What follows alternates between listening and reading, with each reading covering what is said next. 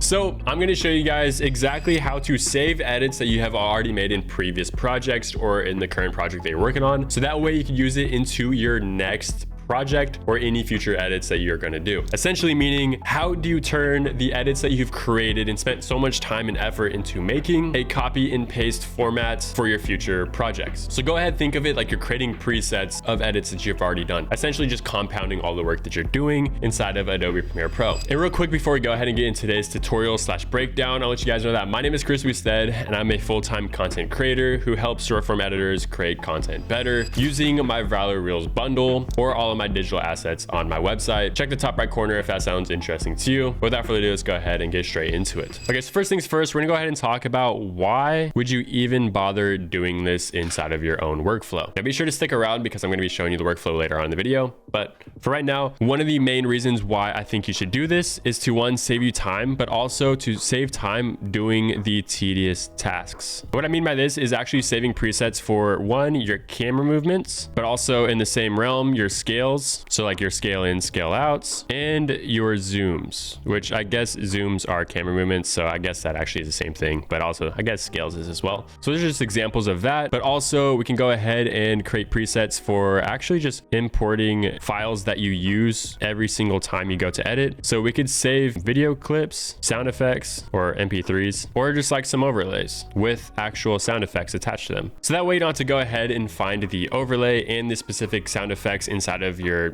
desktop, your download folder, whatever it is. You just have it imported, ready to go for you. So you just drag and drop it into your timeline when you start a brand new project. That's one of the reasons, or one of the use cases for actually doing and following this process. And then also the second one is just to make insane edits fast. So what I mean by insane edits, honestly, it doesn't have to be insane, but possibilities truly are limitless if you know what you're doing. So the way that I actually go ahead and use this sort of process is by saving hooks that I've already done and that have performed well. So I'll straight up save every single layer. So that's like text, your sound design, so sound, your music, your PNGs, and then your camera movements. And because you saved all these edits, you can save all these into like one little preset. So that way you drag and drop in all of this is included into that preset, which is really nice. So that way you don't have to go through each individual process, go grab a text layer, go find the sound, go find the music track, go find the PNGs. And also you could swap the PNGs with new PNGs if you want, which is really cool. I'll show you guys how to do that as well. Then also just adding your camera movements in all at once. So it's just a drag and drop process for you and you can create it yourself. And you could also even do this for just regular typography sort of effects or typography animations. So that way it saves either like your in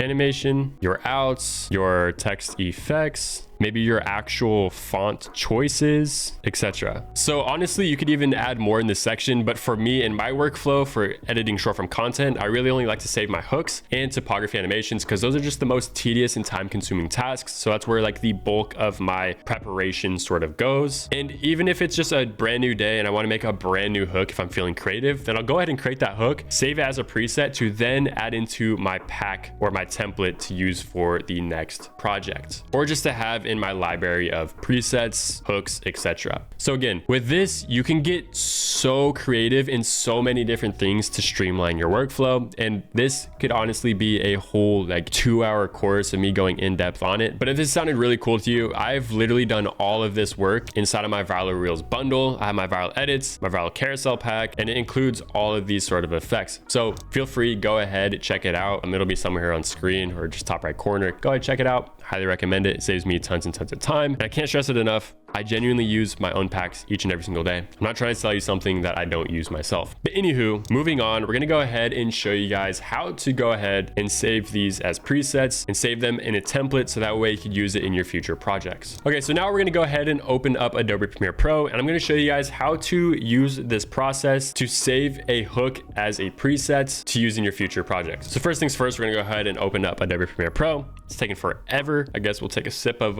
liquid death, which by the way, completely off topic. I genuinely don't know how I feel about liquid death. The branding's like, I don't like it's around death, you know? I like the aesthetics of everything, but just I don't know how I feel about drinking liquid death. I feel like they're putting something in the water that I shouldn't be drinking, but we drink it anyways, I guess. Anyways, so this is gonna be like, let's say hook template. Let's say you want to make a hook folder or something like that. Save it wherever you want. I'm gonna go ahead and hit create. And when you're making these kind of like templates, what I highly recommend is just not really adding anything more than you really need to. I'm gonna go ahead and just plug in some footage. So now I got my footage in. I'm gonna go ahead and make one bin. So new bin, I'm gonna name this hooks. I'm also gonna go ahead and go to go to file, make a new sequence. And let's say we're making this template for short form content. Just go ahead and make your settings 1080 by 1920 right here.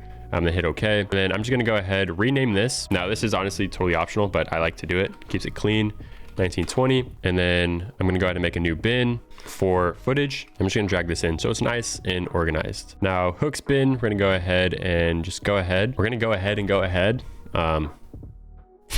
I say that a lot. Someone in my comment section actually was roasting me for it. And honestly, totally valid. I roast myself for the same exact thing. I'm gonna go ahead and move this over here real quick just so we have a better preview of what's going on here. All right, now let's go ahead and get into the sauce of creating a hook. Now, if you guys don't know how to create a hook, go ahead, watch this tutorial on screen right now. But for right now, I'm just gonna go ahead and do something very simple. So hook text, go ahead, select that, go to properties. You go ahead, make this look pretty clean. I'm actually just gonna go ahead and use Akira, something simple, nothing too crazy. It's kind of one of my favorite fonts right now. Make sure it's aligned properly. Line 2, lol.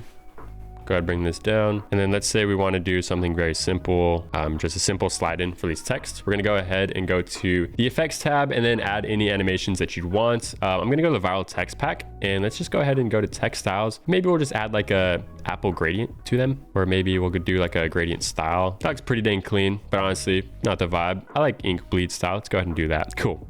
Go ahead, play with these settings a little bit, just to make sure that it's looking pretty good. Edge sharpness, we could like turn that down a little bit. Cool, that looks pretty good. And then I'm gonna go ahead and just do a text slide in using my viral effects pack, which is included in the ViralREELS bundle. So if you wanna go ahead and cop it, highly recommend. We're gonna do a slide in up subtle for both of them. I'm gonna go ahead and stagger them just a little bit by a few frames, just like so. There we go, clean.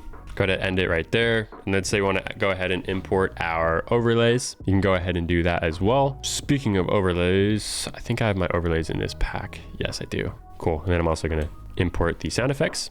So overlay, going to drag and drop right here. It actually came with my sound effects, but let's say it actually didn't. We're going to drag and drop this sound effect right here. We're going to make any changes we want to it. So we do like maybe -6.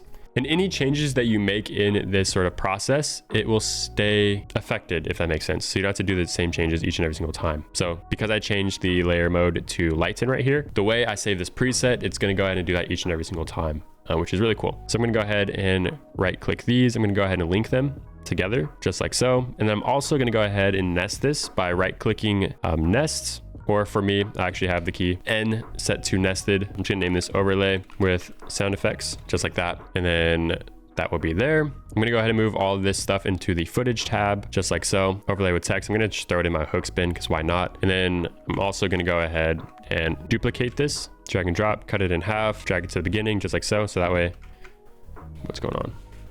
Oh, it's because I nested it.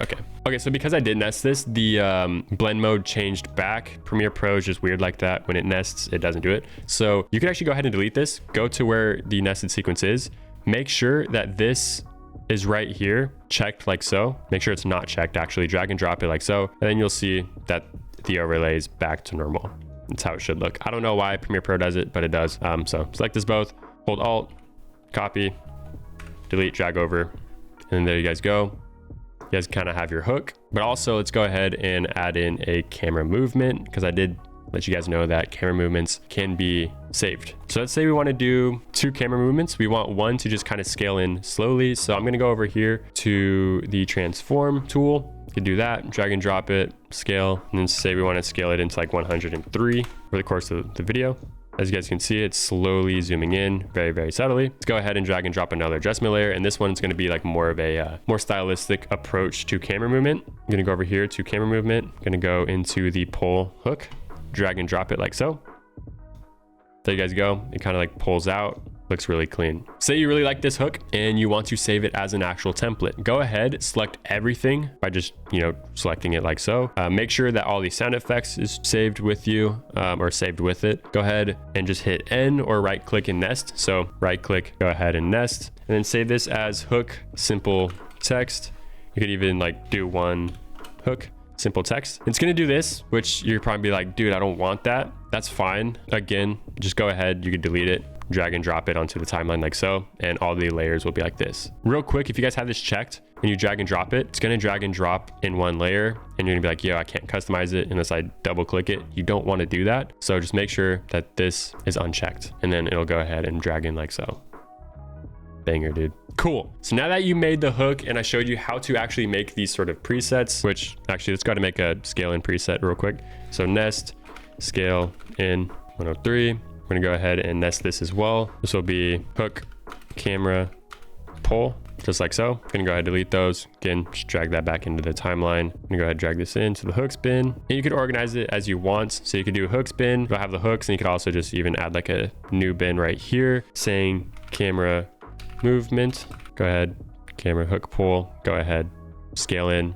There you go. Close it, and then maybe you can even have a bin for like overlays if you have multiple overlays that you use or work with. There you go. And then you can just have your list of hooks going on. Or honestly, I know I keep using hook as like an example, but you guys could truly do anything you want. Anything you can edit, you could package it up and save it for your next edits. Okay, so now we need to make it a template. And the way that you guys go ahead and do that, go to file, go to, I'm actually gonna save this first, go to save as template. And then we're gonna name this tutorial hook template, copy, paste. Something just goofy, and hit save. We're gonna go ahead and show you guys that it works. Go to new project, go to template, go to wherever we just saved it. So tutorial hook template, copy, paste, name it something crazy. As you guys can see, we opened up the new project and you guys can see everything is in here. We could even drag and drop it like so. And then you could even double click this timeline to open up the 1080 by 1920, drag and drop your hook, and then genuinely you're locked in, we're ready to go. And again, if you guys are short form content editors, I've already done this exact process for myself and for plenty of other editors just like you. It saves me tons and tons of time each and every single day. And it's saving plenty of other editors tons and tons of time each day.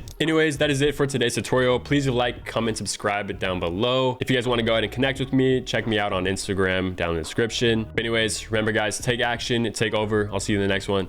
Peace.